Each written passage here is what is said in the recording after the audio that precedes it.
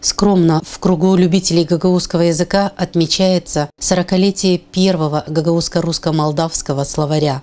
1 февраля этого года исполняется 40 лет издания словаря, гагаузско-русско-молдавского словаря под редакцией Гайдаржи, Покровской, Колца и Тука. На протяжении веков письменность гагаузов, в основном религиозная литература, издавалась на греческом, старославянском, латинском алфавите. Словарь, вышедший в 1973 году, стал новой вехой в развитии письменности гагаузов.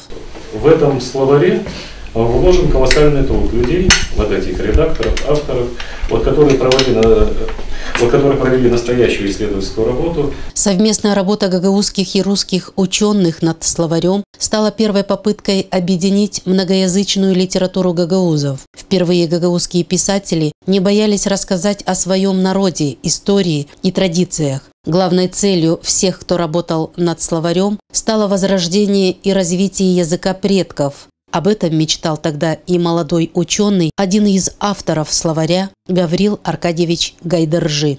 Прежде всего, Гаврил Аркадьевич мечтал о том, чтобы был и действовал, и жил гагаузский язык. Вот для этого гагаузская азбука, для этого он очень много сделал, для продвижения гагаузской письменности.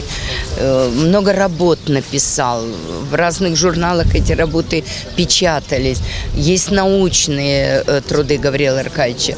Но, к сожалению, или потому что мы так плохо живем сейчас, бедно, экономически бедно, многие его работы просто лежат.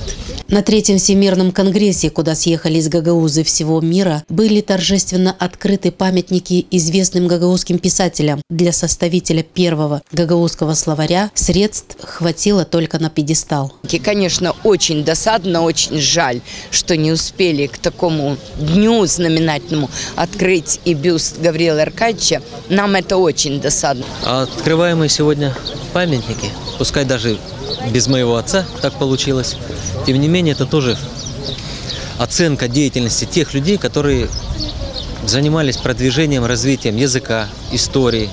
На протяжении веков предки гагаузов из поколения в поколение устно и письменно передавали любовь к своему народу. Но они не могли знать, что у их потомков не хватит средств не помнить о людях, отдавших жизнь ради любви к своему языку, ни к их трудам, которые до сих пор пылятся на полках домашних коллекций.